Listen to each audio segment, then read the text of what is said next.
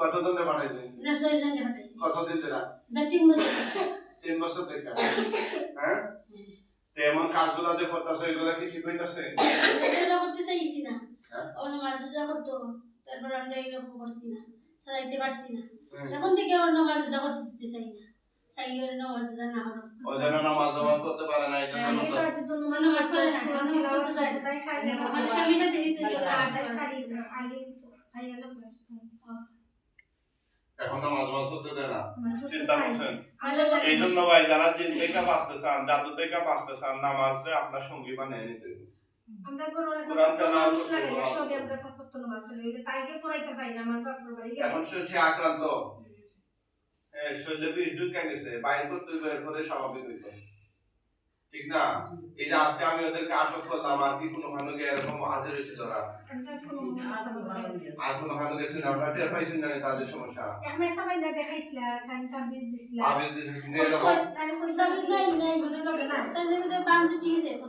হ্যাঁ তাবিজের বান নাই তো। তাবিজের বান নাই, এখন কি তার সাথে তাবিজ আছে? সাবধান, তাবিজ আমরা দিছি না, আমার হাজবেন্ড দিছে, আমার কোন জামাই হাজবেন্ডে ওই মোল্লাটা কইছে ওর বউরে তার লাগি মগন মানে রাখতো। ও কইছে আমার বউরে আমার বালা খায়, আমার বউ যাতে মানে ঝগড়া করে না, আমার বালা খাইতো, হাজবেন্ড এরকম করছে। আচ্ছা আচ্ছা, এই মহিলার আর কি কি ক্ষতি করছো তোমরা? ওর শুধু অসুস্থতা বানিয়ে রাখি, একটা বাদে একটা অসুস্থতা বানিয়ে রাখি, আর ওর শরীর কোনো সময় শান্তিতে রাখতে পারে না, আর রাত্রে ঘুমাইতে পারে না, আর অসুস্থতা রাত্রে রাত ঘুমাইতে দাও না তোমরা? আচ্ছা আচ্ছা, কি করো তোমরা? আমরা ওর হাত পায়ে ব্যথা দেই, ওর মাথাতে ব্যথা দেই, আসানি আমি যদি ঝগড়া ব্যথা করি নেই, সব সময় কে শুধু বেডেতেই ভালো লাগে, ফলাই থাকে, কাম কাজ করতে যে সময় থাকে ওরা হাত পা বেঁচে তা নিয়ে দেয়, নাতে ও কাম কাজ করতে পারে না। ঠিক আছে, আজকে এই কঠিন নিদানের দিন তোমাদেরকে আমি আজকে আটকাই দিই, কেউ আসেনি তোমাদেরকে এখান থেকে বের করে নেওয়া? তোমাদের কোনো গার্জিয়ান আসেনি? অভিভাবক, বড় ভাই, বাপ চাচা, পরিবারের কেউ আসেনি?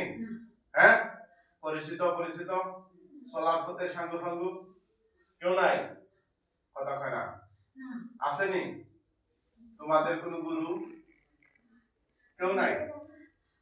মুখে না বলবে। হ্যাঁ, এখন তোমরা মরতে চাও না বাঁচতে চাও? তোমরা বাঁচতে চাও, বাঁচার মতো কাজ করছো, নিয়ে একটা পরিবার নষ্ট করে দিতেছো, তোমরা স্বামী স্ত্রীর মধ্যে ডিভোর্স লাগাই দিছো। হ্যাঁ, একটা সাজানো গুছানো সংসারে তোমরা তসতস করে দিচ্ছ।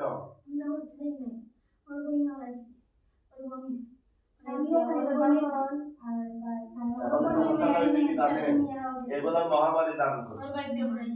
আগে মানুষ বিয়ে শাদী দিত ছেলে মেয়েরা লাঠি দেখে, মানে যেন বিপদে পড়লে টান দিয়ে লাঠি 10টা বাইরে যায়, বুঝছো না? এরপরে মানুষ শিক্ষিত হওয়া শুরু হয়েছে, পড়াশোনা শহরগামী হওয়া শুরু হয়েছে, পরে মানুষের লাঠি টুটি এগুলা বাদ দেয়া মানুষে এখন খুব বিপদে পড়লে গিয়ে মামলা করে।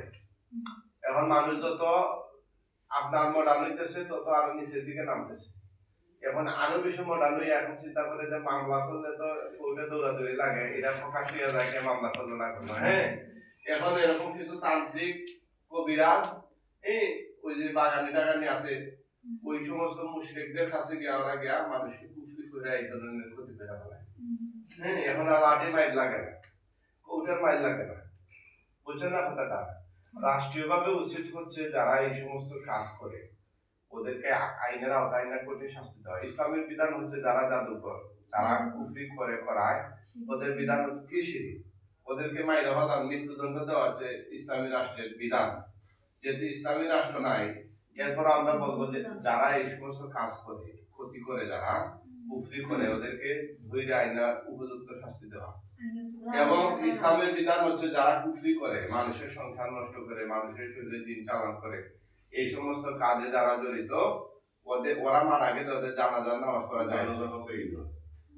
কথা বুঝছে না? বিরাট বড় গুনাহ। মানুষ একটা মানুষের জীবন পরিবার সব নষ্ট করে। এই যে নষ্টটা, এটা আপনারা বুঝতেছেন? আপনারা তো মনে করবেন যে মনে হয় তারা জামাই বই যত্ন লাগা সংসারটা বাইরে গেছে, কিন্তু ঝগড়াটা লাগাইছে কে? এই যে কুফরির কারণে এই সমস্যাটা হইতেছে। কথা বুঝেন নাই? এই কারণে এগুলো ভাই তারা এই সমস্ত চিন্তা ভাবনা করেন আরেকজনের ক্ষতি করবেন, আল্লাহর অস্তিত্বে মেজান। আপনার দুনিয়া তো বরবাদ হয়ে যাবে, আখেরাত তো বরবাদ হয়ে যাবে। ঠিক আছে, দুনিয়া আখেরাত দুইটাই নষ্ট করবেন। আপনি একজনকে কষ্ট দিয়ে আপনি শান্তিতে থাকবেন। এই কারণে কখনোই কুফরির আশ্রয় নেবেন না। মুসলমান হিসাবে ইমানটা রাখেন, নামাজ বন্দেগী হয়তো কম করেন, কিন্তু ইমানটা নষ্ট করেন না। আপনি কপালে কাবা করে একদম আজরে আসওয়াদে গিয়ে যদি চুমা খায়া ওখানে গেছে তাকে সারা জীবন পইরা থাকেন, আরেকজনের কুফরি করেন, নষ্ট করেন, আপনার সেজদা কবুল হবে না। কেমনে কবুল হবে? আর একটা পরিবারকে আপনি তসতস করে দিলেন, ধ্বংস করে দিলেন, এগুলো আল্লাহ কবুল করবে না। এই জন্য আমরা সবসময় বলি যে আপনি আল্লাহর ইবাদত যতটুকু পারেন, আল্লাহ আপনারে চাইলে আপনার আল্লাহর ইবাদতে কমতি করলে আল্লাহ আপনারে মাফ করে দিবে, কিন্তু আপনি বন্দার ক্ষতি করবেন জানি না শুনে আপনারা আল্লাহ কোনদিন মাফ করবে না। একটা মানুষের জীবন এভাবে টানাটানি করবেন না, ঠিক আছে? যারা কুফরি করেন আপনারা ফিরে আসেন, আল্লাহর দিকে ফিরে আসেন। এই মৃত্যুর আগে আর কিছু বলবা? এই মহিলা মাথা থেকে পা পর্যন্ত কোনো গিট বা বান মারছেনি? কোন কোন জায়গা? কোন কোন জায়গা? বুকের ভিতরে বান লাগে যায়, আর কোথায়? হাত পা ব্যথা, এগুলা খাইতে দাও, দুই হাত বলে খাইতে দাও। আমি সহযোগিতা করতেছি, আমি সহযোগিতা তাড়াতাড়ি কাটো, কাটো, সব জায়গা থেকে কাটো, সব কাইটা দাও, যেন আর কোনো বান বিষ ব্যথা না থাকে, সব কাইটা দাও।